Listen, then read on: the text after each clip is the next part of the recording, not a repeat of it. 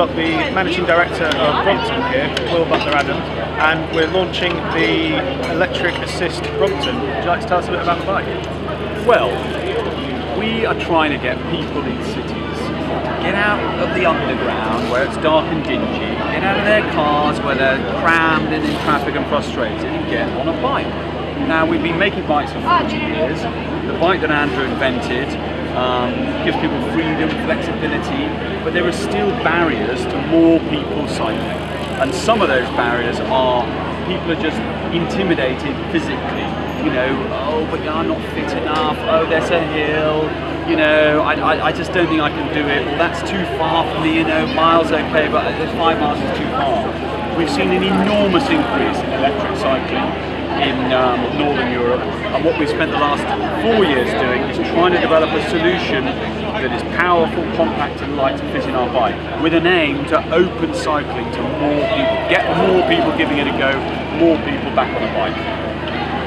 And in terms of the basic mechanics, for those who are familiar with Brompton or those who aren't particularly familiar with e-bikes, how have you sort of merged it together to make it work?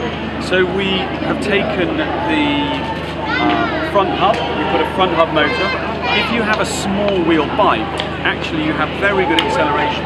So a hub motor works very well for small wheel bikes, whereas the larger wheel bikes you tend to find it in the bottom bracket. We've spent 4 years working with Williams. So Williams Advanced Engineering had a spin-out vehicle from Williams F1, and we took technology out of their F1 cars, and we spent 4 years developing it, putting it into our bike. Somebody coming past with some nice tunes. And also we have a torque sensor, in effect a push sensor in the bottom bracket, and a controller where the battery clicks on, which is in your luggage. The clever thing about the battery is, when you fold the Brompton, you take your luggage off, which has the battery inside, so you're distributing the weight, so that the bike actually only weighs just over 13 kilos. And what's the reception been like so far? Well, I mean, we have been threatening this for a very long time, so there's been a sort of mild anticipation that it's going to come. We've had about 7,000 people register interest over the last 4 months. We've now just given everyone the ability to put a deposit down. The computer crashed last night, so that was a bit embarrassing, but that's a good sign because people are interested. And, you know, to be honest, there's no doubt there is interest in the product, and there is an opportunity with our existing Brompton users, but also with a new audience.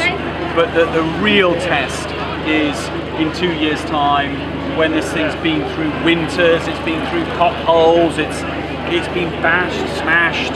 So really most of our focus at the moment is testing. We've made 100 so far, we've got another 300 that we're going to be testing, and we should be delivering to our customers in early 2018. And then around this, we've also obviously got the Brompton World Championship final. Yep, absolutely. I'm racing. Yep. Are you going to win? Nope. I just simply don't have the time to get fit enough, and even if I did, I'd still fail. There are thighs about 4 times the size of mine. Yeah. Not tempted to take one of these on the road? Well, funny enough, that would be completely useless because it tops out at 15.5 miles an hour. Okay. So you'd be great at the first 10 seconds, and after that, they'd all disappear away. And sort of, obviously you've been associated with this for a while. What are your feelings on Ride London and how it's going? Oh, this is awesome. This is awesome. It just reminds us what our city could be like if we opened it up to more cycling. And you know, we know, and increasingly governments are realising that, you know, if you make the infrastructure, people will come. And we have to change something in our cities, because we can't carry on with the sort of health, mental health, physical health challenges we've got. We've got to get people cycling and rediscovering their beautiful cities, rather than trundling along in a little metal tube under the ground, all grumpy. It's nuts. Yeah. And I believe, is it £3.50 a day to rent? Yeah. We have our bike hire scheme. That's now in 20 cities. We've got 14 stations in London. You can go and try a bike, £3.50 a day, take it for 2 days, go to Paris, chuck it in the back of the car and go on an adventure to Scotland. And that's again trying to get people to give cycling a try and get back into it and see if they enjoy it. Excellent. Sounds great. Thank you very much. My pleasure. Thank you. Great stuff. Cheers, guys. So we've just stepped away from central London just to have a quiet word. Having actually ridden the Brompton Electric, very impressed. I think as the MD Will said, it's going to be a little while before we really know how successful it's been. It's going to be a little bit of seeing sort of how it goes and people's impressions and so on. It of course doesn't actually hit the market until 2018.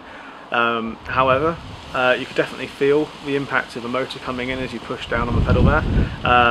The user interface is fine. It's fairly intuitive.